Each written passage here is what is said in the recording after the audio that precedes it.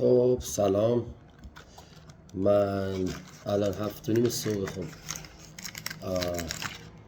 یکم برم ریختم و سعی کنم که فقط یه ویدیوی کاربردی براتون بگیرم از مخلوط کردن جنوتروپین 12 میلی فایزر.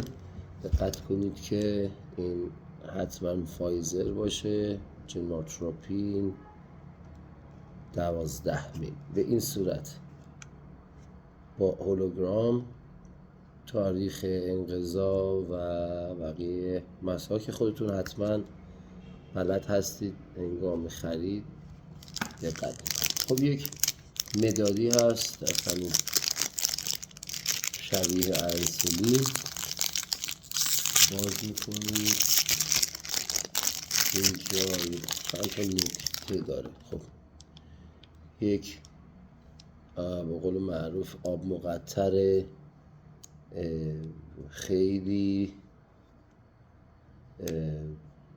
خاص به قول خودشون، حالا من اصطلاح پزشکیش رو بلد نیستم، 1 درجه که اینجا هست موقع تزریق بهتون میگم، و یک در کپی هست که پودر بالاست 12 میل پودر و عرضم به حضورتون که این آب. خب چون این تحت فشاره و اینا سورنگ چون میگن سرسوزنی های خودش رو باید وصل کنید هنگام مخلوط کردن، یعنی پیچوندن این. چون اینجا نگاه کنید A B و C داره، شما همینطور که میچرخونید این آب از پایین تزریق میشه و میاد بالا و محلول آماده تزریق در کپسول بالا ذخیره میشه. خب چون این سرسوزنی ها اینجا هم که پیچ داره، این سرسوزنی ها نیست به قول معروف، ما میایم چی کار میکنیم؟ میایم یه دونه سرنگ انسولین ور میداریم، استریل تمیز میکنیم توی این قسمت بالا میذاریم، باش یواش یواش قسمت بالایی رو میگیرید، شیشه رو میگیرید و از پایین شروع میکنید، میبینید که این آمپوله میره بالا، میپیچونید میپیچونید میپیچونید. چون اگر این کارو نکنید، تجربه های تلخی نشون داده که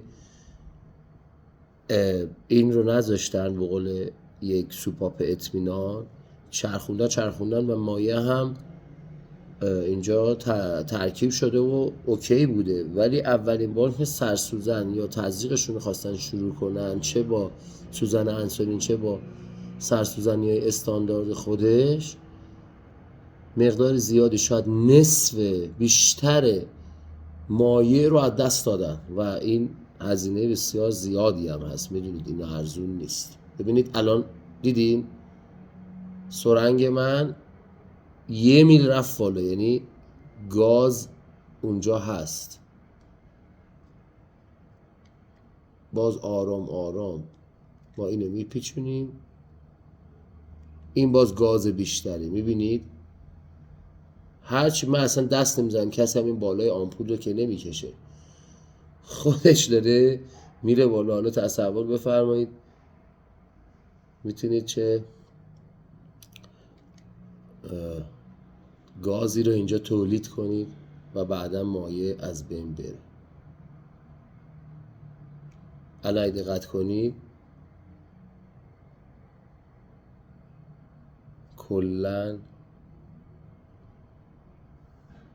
مایعی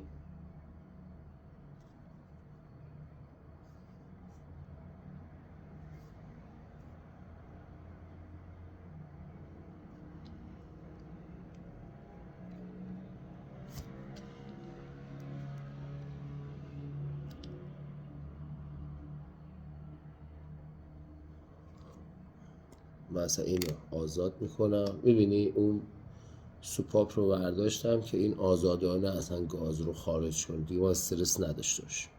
این رو آزاد کردم. دوباره میپیچونید. عرض کردم یک کلیک میکنه به نقطه B میرسه و اینجا 12 میل ماده شما دارید دیگه، آب و پودر ندارید. درسته؟ امیدوارم که این ویدیو به درتون خورده باشه. از هزینه های ناخواسته بقول برای جلوگیری کرده باشه. الان این مایه بالاست، دارید میبینید، به خوبی مخلوطش کنید. یک مایه یک دست اینجا باشه.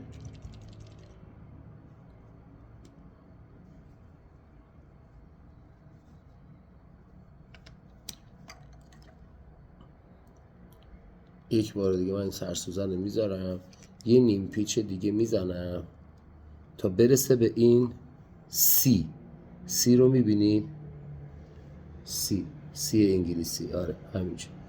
وقتی برسه به سی یه کلیک دیگه میکنه.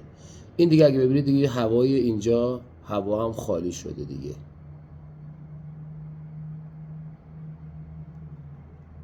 این دیگه الان آماده تزریق.